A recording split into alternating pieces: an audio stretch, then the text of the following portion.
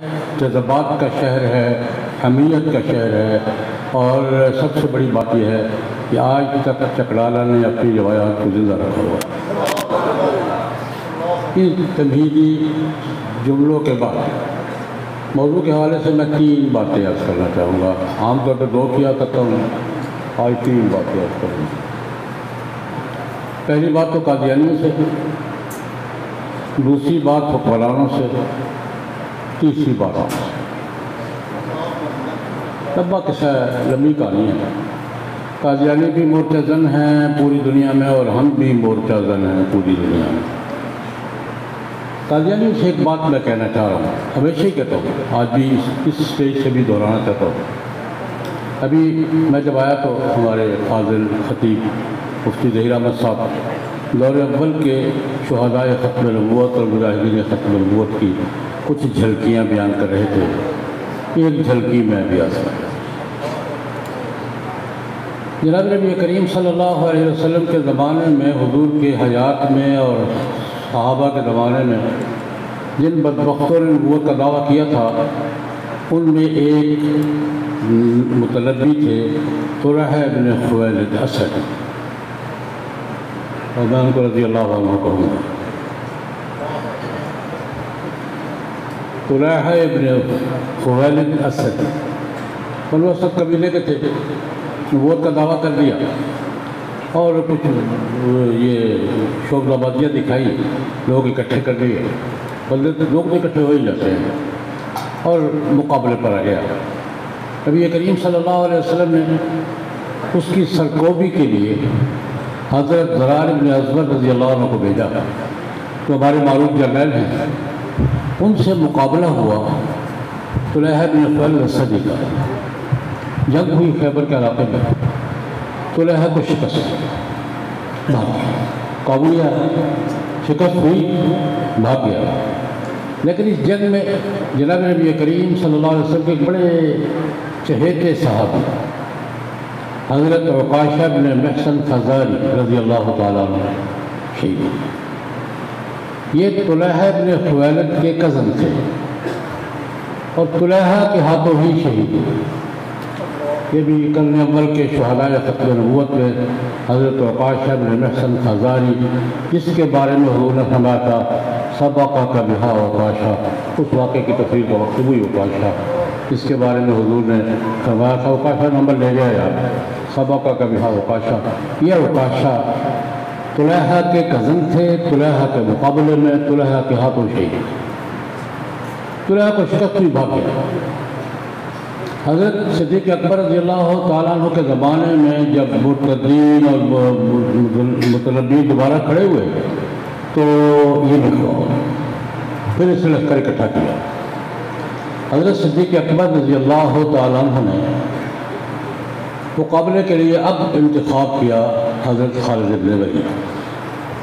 خالد بن ولید رضی اللہ تعالیٰ عنہ یمامہ کی جنگ میں مسلمہ کی سرکوبی کے بعد واپس آ رہے تھے، تو حضرت صدیق اکبر نے حکم بھیجا کہ یہ بھی قضیہ نمٹاتے ہو یار، واپسی پر یہ کام بھی کرتے ہو۔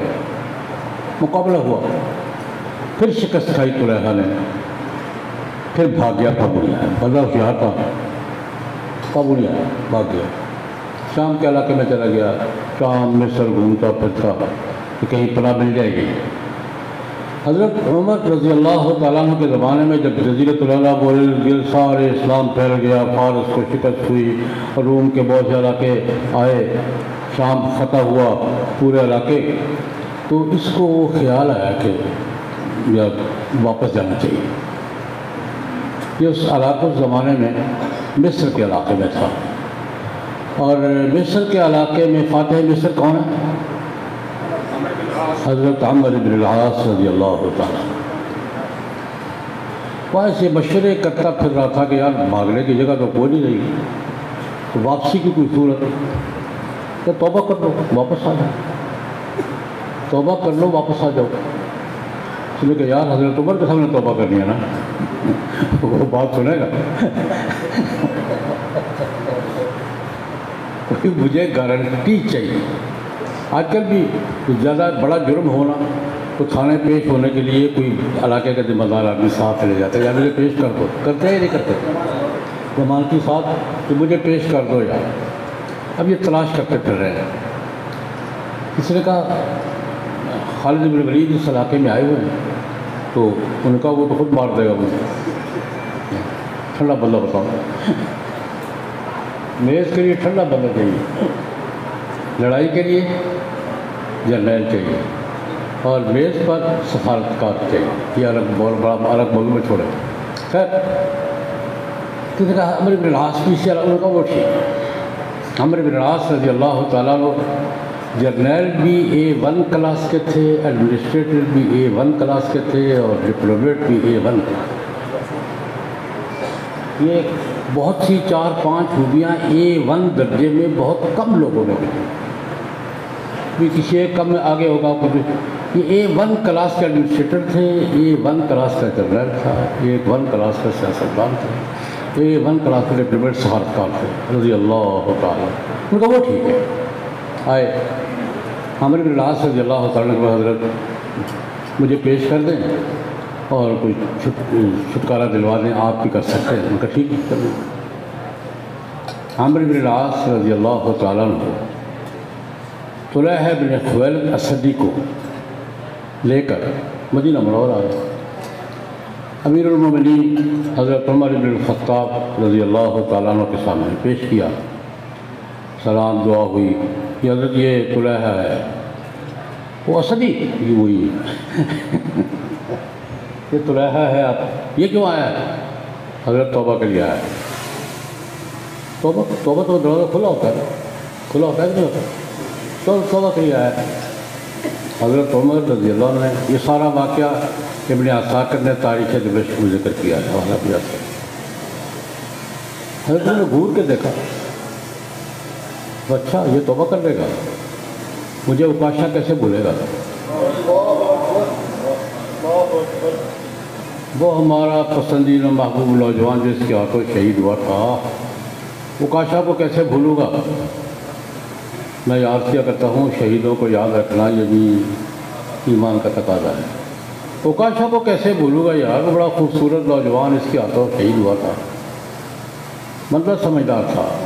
اس نے کہا حضرت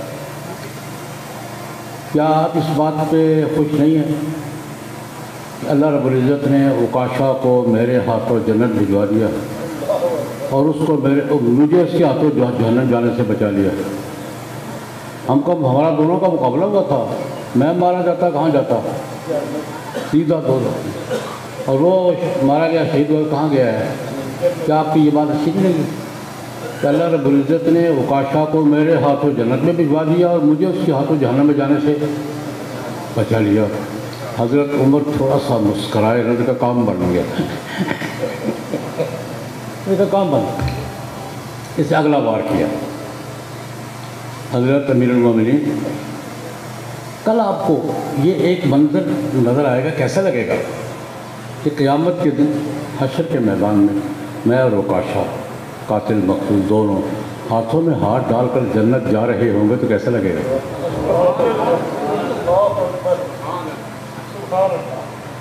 میں قاتل ہوں، وہ مقتول ہے، دونوں بھائی ہیں. ہم دونوں ہاتھوں میں ہاتھ ڈال کر جنت جا رہے ہوں گے تو کیسا لگے گا؟ حضرت انہوں نے کہا باتیں نہ کر، کلمہ پڑھ. کلمہ پڑھا، مسلمان ہوئے اور فارسیوں کے خلاف جنگ میں غالباً قادسیہ کے مقام پر ڈیوٹی لگی اور وہاں شہید. ہمارے محدثین کرام جو صحابہ کرام کے تذکرے کیے ہیں تو طلحہ بن خویلد کو حضرت طلحہ بن خویلد اسدی شہید رضی اللہ عنہ کہہ کے یاد کرتے ہیں. ابن حجر نے بھی، ابن عبد البر نے بھی شہداء میں ذکر کیا ہے، صحابہ میں ذکر کیا ہے، اور میں بھی اس لیے پہلے وضاحت کر کے رضی اللہ عنہ کہہ رہا ہوں. میں قادیانیوں سے تو یہ کہا کرتا ہوں کثرت سے، بھائی مسلمہ بننا ضروری ہے، طلحہ بننا تو جی کیا خیال ہے؟ مسلمہ بننا ضروری ہے یار، اسود بننا ضروری ہے، طلحہ بنو. آؤ واپس سارے گلے شکوے کریں گے، لیکن اگر توبہ کر لو گے تو سینے سے لگائیں گے کہ نہیں لگائیں گے؟ لگائیں گے۔ گلے شکوے بھی ہوں گے، اپنے شہداء کو بھی یاد کریں گے، سارے گلے شکوے کریں گے، لیکن اگر صدق کے دل سے توبہ کر کے واپس آ جاؤ تو گلے سے بھی لگائیں گے کہ لگائیں گے؟ چھوڑو یار، کم مکاؤ بچو، بحث قادیانی سے جھگڑا ختم کرو یار۔ اس کے ساتھ ایک بات اور دیکھیں، قادیانیوں سے میں اس کے ضمن بھی ایک بات اور کرنا چاہتا ہوں یار، جھگڑا ختم نہیں ہوگا، دو صورتیں ہیں، تیسرا کوئی آپشن نہیں ہے۔ یہ کہتے جھگڑا کیوں کر رہے ہیں؟ جھگڑا تم نے کیا تھا، ہم تو آرام سے رہ رہے تھے، تم نے نبوت کا دعویٰ کر کے معاملہ چھیڑا تھا۔ جھگڑا شروع ہم نے کیا، ہم نے کیا یہ جھگڑا ہم تو آرام سے رہ رہے تھے، کوئی جھگڑا تھا؟ جھگڑے کا آغاز کس سے کیا تھا؟ قادیانی نے، قادیانیوں نے۔ تم نے شروع کیا تھا، تم نے ختم کر ڈالا۔ یہ جھگڑا شروع بھی تم نے کیا تھا، ختم بھی تمہارے ہاتھوں ہی ہوگا، اور ختم کرنے کے دو راستے، تیسرا کوئی نہیں۔ پہلا راستہ یہ کہ توبہ کرو یار، واپس میں صدق کے دل سے دعوت دیتا ہوں، طلحہ بن خویلد اسدی رضی اللہ عنہ کی طرح توبہ کرو، واپس آؤ، بالکل سینے سے لگایا بالکل۔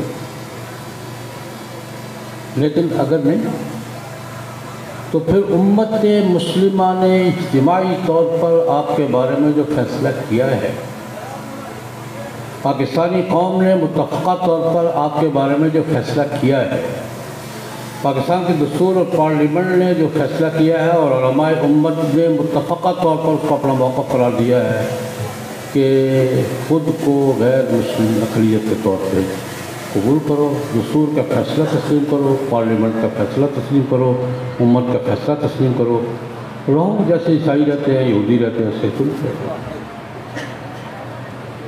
کوئی اعتراض نہیں، دستور کے مطابق رہو۔ اس کے سوا تم کہو کہ تم جھگڑا بھی جاری رکھو، دستور کو بھی چیلنج کرو، پاکستان کو بھی چیلنج کرو، ہمیں بھی چیلنج کرو، عقیدے کی بھی چیلنج کرو، اور تمہارے خلاف کوئی محاذ بھی نہ ہو، ممکن نہیں۔ تمہیں کوئی کچھ نہ کہے، کیوں؟ تم اپنی ضد پہ اڑے ہو، پوری امت کے خلاف اڑے ہو، پوری پاکستانی قوم کے خلاف اڑے ہو، دستور کے خلاف اڑے ہو، پارلیمنٹ کے خلاف اڑے ہو، ایک ہی ضد نہیں مانتے بھی ماننا تو پڑے گا ہی، یا واپس آنا پڑے گا یا ماننا پڑے گا۔ اور اگر نہیں مانتے تو یہ بات یاد رکھو، تمہارے خلاف یہ مورچہ اس وقت تک رہے گا جب تک واپس نہیں آؤ گے یا امت کا فیصلہ قبول نہیں کرو گے۔ کیوں جی، رہے گا یا نہیں رہے گا؟ دوسری بات، حکمرانوں سے ایک بات عرض کرنا چاہتا ہوں، تمام حکمرانوں سے، وہ کسی بھی پارٹی کو، جو حکمران رہے ہیں، جو آئیں گے، کلاس ایک ہی ہے، جو تھے، جو ہیں، جو ہوں گے، کلاس ایک ہی ہے، پیچھے کلاس ایک اسی طرح ماسٹر مائنڈ ایک ہے۔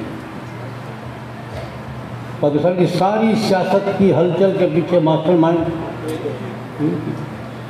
سب سے ہی گزارش ہے، بالخصوص ان سے جنہوں نے منصب سنبھالا ہے، دستور کی وفاداری اور پاسداری کا حلف، ان کو اسٹیک ہولڈر کہتے ہیں، کسی کا نام نہیں ہوگا، سارے اسٹیک ہولڈر